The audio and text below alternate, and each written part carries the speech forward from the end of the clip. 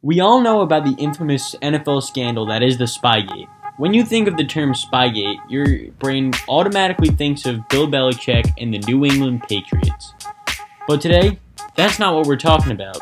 Today, we're talking about a lesser-known NFL scandal, one that happened years before this one. Today, we're talking about the New York Giants and the 2001 Spygate.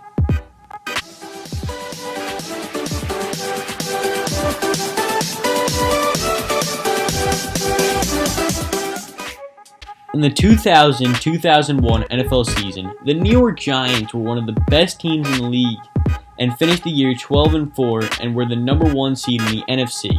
They knocked off the Eagles 20-10 in the divisional round, and they defeated the Vikings 41-0 in the conference championship before eventually falling to the Ravens 34-7 in the Super Bowl.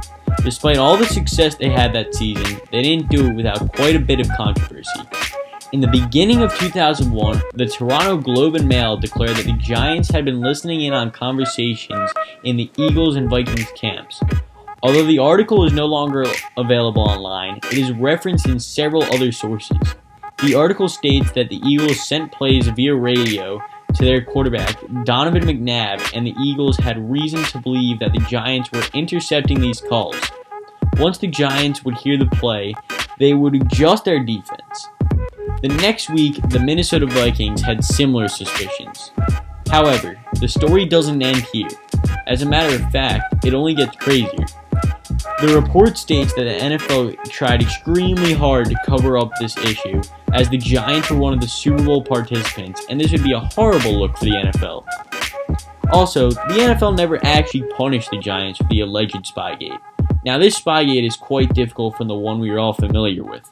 In a typical Spygate, the footage or audio is either filmed or recorded. However, in this case, the Giants intercepted radio calls.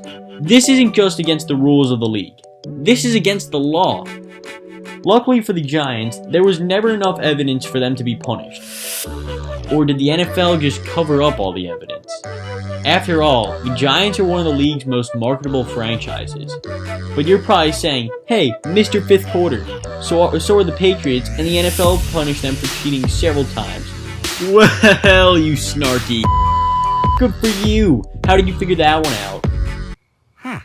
If I sell 2 sandwiches for $10 each, that equals...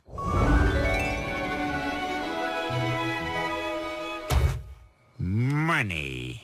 Well, my rebuttal for that is Roger Goodell was not the commissioner at this time, and this was instead Paul Tagliabue. I'm bad with pronouncing names, I apologize. 2 different people though. So I don't think it's unlikely that the NFL would cover up quite possibly the biggest NFL scandal the sport had ever seen. It would make no sense for the NFL to expose the league and risk losing loyal fans, which would mean losing millions of dollars in revenue. Overall, when you break down all of the evidence, I just don't think there is enough proof to solidify this as a valid NFL scandal. For one thing, this was only reported by one newspaper, although the Globe and Mail is quite a credible one. But no other reporters ever reported this, and the article is no longer available. And a Giants team that was so dominant during the regular season did not exactly need to cheat to win either. I mean, they swept the Eagles in the regular season, and they had home field advantage. And let's say they did cheat. That doesn't excuse the Vikings defense letting up 41 points. That's inexcusable. As a Giants fan, I hope this isn't true. And when you look into it, there's very little press about the whole situation as a whole. Even though the Eagles reported that the Giants intercepted their radio calls, it was all just a suspicion with no concrete proof. All in all, I think it's safe to say there's very little truth to this theory. But that's what makes these videos so much fun. We will probably never know. All we can do is speculate. That's the point of conspiracy theory. But let us know your thoughts in the comments down below, and let us know what you want to see in future videos. As always, hit the like button, and if you like what you see, be sure to share and subscribe as well. But that does it. We'll see you next time.